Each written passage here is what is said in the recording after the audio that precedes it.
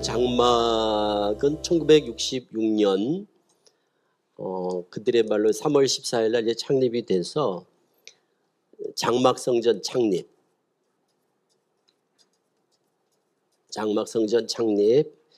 그리고 67년부터 66년에는 유인구 씨가 교주로 시작을 합니다. 유인구 씨 아버지가.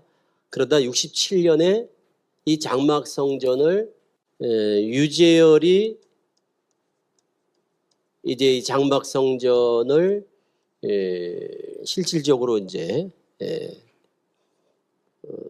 다스리게 됩니다. 그러니까 부자지간에 갈등이 있었죠. 그래서 아버지가 이제 물러나고 그리고 유재열이 이제 차지를 하게 되고 그래서 이때부터 시작해가지고 69년 11월 시한부 불발. 그런데 요 사이에 67년에 요때 이만희 교주가 들어갑니다. 이만희 교주가 요 67년에 들어가서 시한부 불발되고 탈퇴를 합니다. 요때 이만희 교주가 여기서 탈퇴를 하게 돼요. 69년 11월 시한부 불발되면서 그리고 71년에 이만희는 낙향을 하게 되고 낙향을 하고 시골 내려갔다가 78년 가을에 백만봉이라고 이게 이제 신천지에서는 이거를 사대교회라고 그래요. 사대 계시록 5번째 사대교회 실상이 백만봉이라고 그러는데 요때 이만희 교주가 백만봉 밑으로 들어가게 됩니다. 이거 이제 실제적으로 이렇게 가르쳤었어요. 나중에 바뀌었습니다. 신천지 교리가 실상 교리가 78년에 이때 들어갔다가 여기서 또 시한부가 불발되는 게 80년 3월 13일 날 또 시한부 불발돼서 요때 이제 신천지가 창교가 됩니다. 신천지가 이때 설립이 되는 게 3월 13일 날 불발되고 3월 14일 날 신천지가 설립이 되는 겁니다. 그러니까 시한부가 불발되면서 기점이 이제 달라지는 거예요. 그래서 시한부 불발되고 이만희 거기 나오게 되고 시한부 불발되고 나오게 되고 이렇게 되는 거죠. 그러니까 이만희 교주는 이때 시한부 불발되고 이만희 교주 탈퇴해서 이때 잠깐 들어갔던 데가 모경득이라고 하는 사람을 잠시 따라가요. 6개월 동안 따라갑니다. 6달 동안 잠시 따라갔다가 시골로 낙향을 하고 한 6년 지났다가 백만봉 밑에 들어갔다가 다시 또 탈퇴해서 신천지를 설립하는 이런 이제 일련의 과정을 통해서 이제 신천지가 설립이 됩니다. 이 백만봉 밑에 들어갔을 때 12사도 중에 하나였습니다. 이만희 교주는 12사도 중에. 그리고 이제 80년 3월 14일부터 나와가지고 여기저기 돌아다니면서 무리를 지어서 예배를 하다가 그러다가 80년 9월 달쯤 80년 9월에 편지를 보냅니다. 편지를 보내다가 명예훼손으로 10월 27일 날 구속이 됩니다. 그래서 이때 구속돼서 98일간 수감이 됩니다. 이때 집행유예 2년 6개월. 형이 떨어지고 그래서 신천지가 80년 3월 14일 날 신천지가 창립이 됐다가 구속되는 바람에 집행유예로 묶이면서 그 집행유예 기간이 끝나면서 84년 9월부터 활동을 시작하거든요. 84년 9월 활동을 재개하면서 84년 3월 14일을 창립일로 나중에 정하게 된 거예요. 나중에 날짜를 계산을 한 거예요. 80년 9월 14일부터 3년 반 동안 3년 반이라는 게 이제 계시록에 나오다 보니까 이 3년 반 멸망의 기간을 맞춰서 84년 3월 14일 이렇게 되면 딱 1260일 42달 3년 반이 되거든요. 그러니까 84년 3월 14일로 창립일을 인위적으로 정한 거예요. 그래서 66년 3월 14일, 그리고 80년 3월 14일, 84년 3월 14일 이렇게 되는 거예요. 크게 3월 14일, 3월 14일, 3월 14일 이런 식으로 인위적으로 갖다 꿰어 맞춘 거죠. 그러니까 어떤 일이 있었던, 실상이 있었던 걸 증거하는 게 아니라 그냥 계시록에다가 갖다 맞춰가지고 요거를 날짜를 계산해가지고 맞춰져가지고 나중에 성원 발표를 하거든요. 84년 9월달 성원 발표 때 우리는 84년 3월 14일 날을 창립일로 정한다. 이렇게 나중에 창립일을 이날로 이제 선포를 하게 된 거죠. 그러면서 이때부터 이제 본격적으로 활동을 시작을 해요. 그렇게 해서 이제 지금까지 쭉 신천지가 흘러온 거죠. 그리고 이때는 비유풀이도 없었어요. 이때만 해도 무슨 뭐 비유풀이 뭐 신학 과정도 없었고 그냥 이만희 교주가 직접 다녀서 직강을 하면서 계시록 설교를 했어요. 강해를 했어요. 저는 이제 86년 3월 달에 저는 이제 신천지에 들어갔기 때문에 그때는 80년대에는 그냥 이만희 교주가 바로 그냥 계시록 강의를 했어요. 그러니까 정리된 교리가 아니었어요.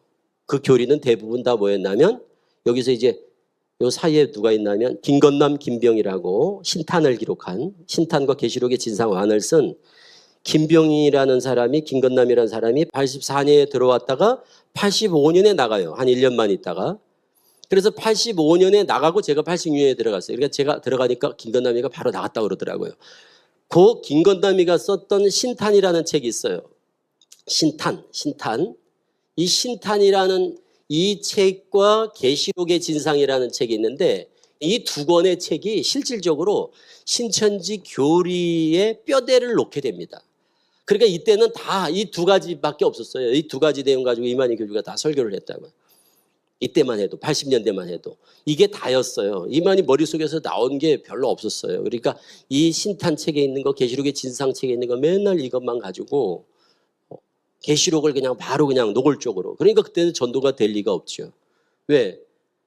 뭐 그냥 단에서 서서 계시록 가르치면 뭘 하겠습니까? 요한 같은 사명자, 뭐 사도 요한 같은 사명자를 만나야 됩니다. 뭐 계시록이 이제 열렸습니다. 노골적으로 이러는데 누가 그걸 듣고서 오겠어요? 그러니까 그때는 전도가 안 됐어요. 그러니까 이때 80년부터 10년 동안 신천지가 다 1000명이 안 됐어요. 다 전 교인들이 다 해도 1000명이 안 됐어요. 본부에 500명 정도였습니다. 10년 동안 모은 게 본부에 한 500명, 그러니까 전국적으로 한 1000명이 안 될 정도로 그때는 전도가 거의 안 됐고 초창기 멤버들은 대부분 다 장막성전에서 나온 사람들이었어요. 초창기 사람들이. 그러다가 이제 86년에 저희가 들어가면서 숫자가 이제 많이 늘은 거죠. 제가 들어가면서 저희 교회, 또 교회, 또 교회 한 3교회가 목회자들이 일반 교회 목사들이 이만희한테 성경을 배워가지고 86년대 3교회가 들어가 버렸어요. 그러니까 우리 교회만 해도 한 60명이었으니까 장로교 목사들 3명이서 그냥 성경을 사사를 받아가지고 세 교회가 산옮기기 같이 오늘날 넘어간 거예요. 그러니까 한꺼번에 몇백 명이 들어가니까 사람들이 이제 늘어나는 아주 중요한 계기가 됐던 거지 그 전에는 사람들이 많지 않았습니다. 자 보세요. 80년부터 89년까지 해서 한 1000명 90년 6월 12일 날 90년 6월 12일이 이게 이제 아주 중요한 날이에요. 이 날이 신천지 신학원이 개원한 날입니다. 방배동에서. 그러니까 1호 신학원, 지금으로 말하는 센터. 신천지 센터 방배동에 이게 처음 만들어진 게 90년 6월 12일. 사실은 이 신학원을 시작으로 해서 신천지는 분위기가 완전히 달라집니다. 80년대에 1000명을 모으다가 90년대에 들어가서 99년까지 90년대에 들어와서 10,000명이 돼요. 10,000명. 결국 신학원을 세운 게 신천지가 성장하는데 아주 원동력이 됐죠. 그러니까 신천지는 어떤 제품의 탁월성이라기보다는 마케팅 전략의 성공이다. 이렇게 저는 이제 보는 이유가 이때부터 시작해서 폭발적인 성장을 하게 됩니다. 1년에 한 20-30개씩 신학원이 세워졌으니까. 그래, 이때 이제 신학이라는 게 요때 정리가 된 거예요. 이제 신천지 초등, 뭐 중등, 이 고등 과정이라는 게 요때 이제 신학원이 세워지면서 처음 교리라는 게 이제 이렇게 틀을 갖추게 됐어요. 그 전만 해도 80년대는 교리라는 게 없어서 맨날 뭘 했냐면 이때는 80년대는 이만희 총회장이 설교를 하면 설교하는 게 이사야 1장, 예레미야 1장, 마태복음 13장, 마태복음 24장, 계시록 1장. 이것만 계속 무한반복이었어요. 똑같은 얘기를 계속해서. 그리고 배도 멸망 구원. 배도 멸망 구원. 뭐 이 내용밖에는 없었어요. 내용들이. 그리고 이제 실상. 종교 세계의 관심사라는 책이 이 책이 신천지 실상 책이지 않습니까? 요거를 토대로 해서 이제 계시록 실상을 가르치는 거. 요거. 그리고 그 당시에는 격암유록이 제2의 성경이었습니다. 이 격암유록이 제2의 성경. 80년대는. 저도 이 격암유록 때문에 신천지에 빠지는 아주 중요한 계기가 됐고, 저는 이 격암유록에 저는 매료가 돼서 넘어간 케이스거든요. 그때는 격암유록이 거의 제2 성경 같았어요. 그 막 성경보다 격암유록을 더 많이 가르쳤으니까 그때는. 그러다가 90년에 이제 신학원이 세워지면서 요 신학원이 세워지게 된 거는 김일 실록교회의 이 영향이 직접적이었습니다.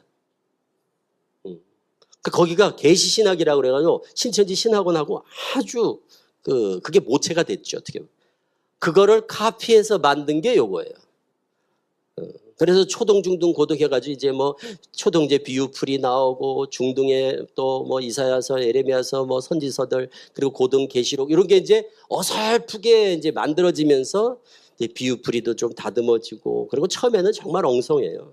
이 신천지 교리가 만들어질 때. 그리고 이때는 실상이 이거밖에 없었습니다. 7별 배도자, 7머리 멸망자, 10뿔 이게 이제 10장로 뭐 이렇게 이 정도? 7별 그리고 7머리 10뿔 이거밖에 없었어요. 실상이. 그리고 42달 80년 9월부터 84년 3월까지 뭐 이 정도. 그리고 7별도 이때는 7별 배도자도 여기에 유인구 씨는 들어가질 않았었습니다. 초창기에는 유인구 씨가 여기 들어가지 않았어요. 왜냐하면 유인구가 임마누엘이고 나머지 모세장로까지 해서 그 유재열과 이 모세장로까지 유재열 등 7명 유재열 등 7명이 이 유인구와 반목한 거를 이들이 7별이다. 이들이 배도자다 이랬거든요. 유인구를 대적한 게 이게 배도다 이렇게 얘기를 했거든요. 여기 관심사, 종교세계 관심사 보면 이렇게 나오죠. 이게 초창기 실상이었어요. 그러다가 지금은 유인구를 넣어서 7별이라고 그러죠. 또 7머리도 여기는 오평호가 들어가 있었어요. 그러다가 이것도 나중에 오평호가 빠지고 백섭이 들어가면서 7머리를 채웠죠. 이런 식으로 실상이 조금씩 계속 바뀌었어요. 근데 이럴 때 이제 바뀌면 이제 강사들이 되게 당혹스럽죠. 이렇게 가르치다가 이제 바뀌어지니까. 그리고 뭐 10불은 그대로 있고. 그러니까 이렇게 요거밖에 없다가 신천지 실상이 아주 많아진 계기가 있어요. 그게 2003년경에 최평이라고 요한지파, 과천 요한지파 복음방 교사였던 그래서 부녀부들한테 인기가 많았던 그 복음방 교사가 있어요. 최평이라고 그냥 집사였어요.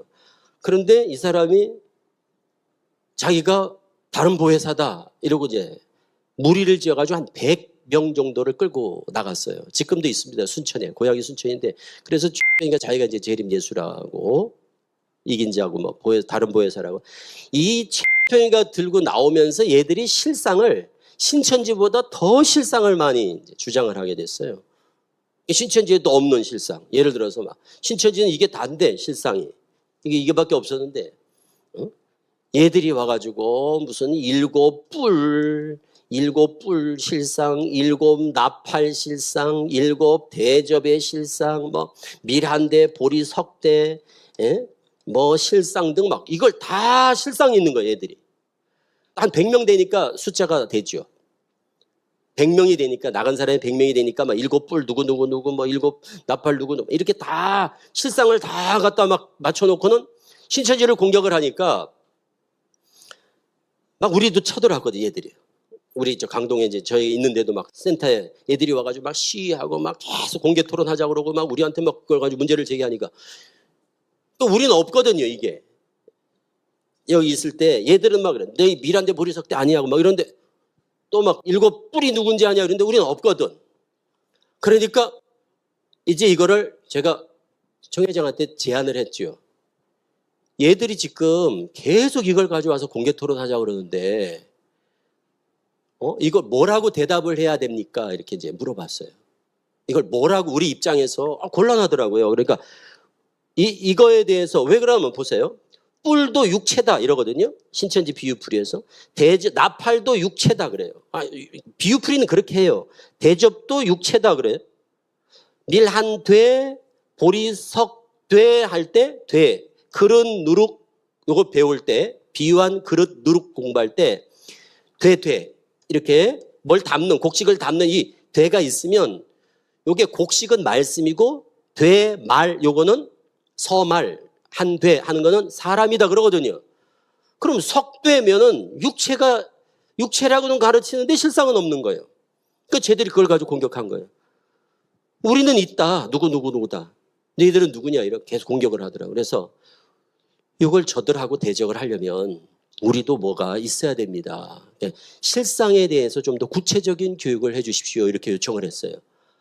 그래서 나온 게 계시록 통합교육이라고 해가지고 대대적으로 신천지가 실상 교육에 아주 그냥 전국적으로 그냥 엄청 교육을 시킨 때가 있었어요.